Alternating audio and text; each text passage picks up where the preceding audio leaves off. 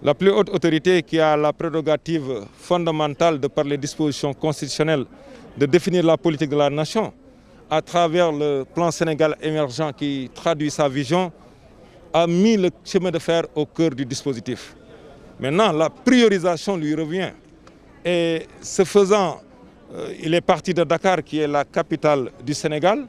Dakar, je le rappelle, concentre 23% de la population sénégalaise.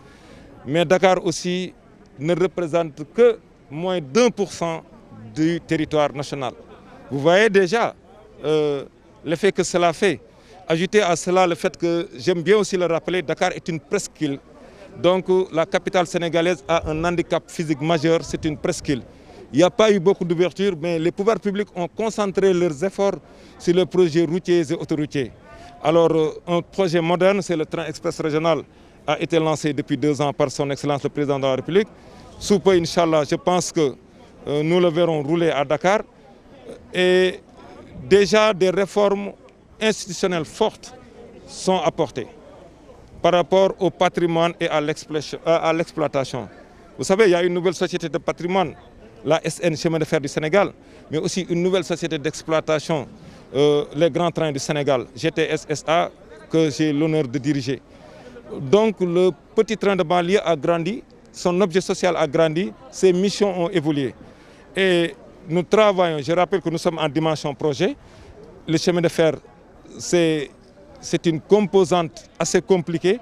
Il y a tellement de choses à paramétrer quand même, parce que c'est un transport de masse qui requiert des normes de sécurité, lesquelles normes doivent répondre aux standards internationaux les mieux adaptés. Alors nous travaillons à la relance du chemin de fer. Dans la première phase, 7 régions sont concernées par le projet et dans la deuxième phase, les 7 autres régions. Donc ceux qui critiquaient le président en disant que sa vision ne s'arrête qu'à Diamniadio, ils sont partis trop vite en besogne parce que quand même, nous voyons qu'il a priorisé le chemin de fer et que la nouvelle société de patrimoine et la nouvelle société d'exploitation travaillent déjà à traduire sa vision pour une relance effective du chemin de fer à l'intérieur du pays. Et je suis à Louga. Thiès est la capitale du chemin de fer. Mais Louga aussi avait la chance d'être traversé par 2 lignes importantes. La première ligne de chemin de fer du Sénégal, celle qui va à Saint-Louis.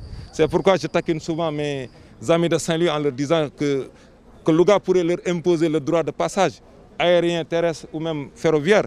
Et l'autre ligne, c'est celle qui part de Linguère, qui partait de Louga pour aller à Linguère. Et ce sont 2 lignes historiquement, politiquement, culturellement et économiquement chargées. Donc le chemin de fer va encore connaître un nouveau départ grâce à la vision de son Excellence, M. Macky Sall, président de la République du Sénégal. Je pense que j'ai été très précis en parlant de dimension projet. Vous savez, les grands concepts évoluent selon des normes bien définies. On ne peut rien faire sans stratégie. On ne peut rien faire sans planification. Le plan Sénégal émergent n'est pas sorti de nulle part. C'est le fruit de réflexions profondes. Aujourd'hui, c'est ce plan qui a conduit à la nouvelle politique ferroviaire, quand même théorisée, préparée au niveau du cabinet du secrétaire d'État au réseau ferroviaire. C'est l'occasion de remercier M. Mayacine Camara, qui est un homme quand même ouvert d'esprit.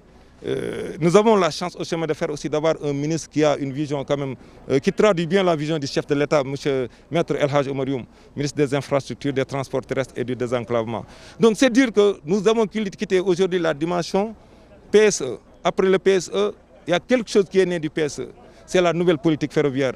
Et qu'est-ce qui est né de la nouvelle politique ferroviaire? C'est le plan de relance du transport ferroviaire, le PRTF, que nous pilotons aujourd'hui à partir de l'ex-petit train de banlieue devenu les grands trains du Sénégal. Quand est-ce que c'est le projet qui le dira? Il l'a déjà dit.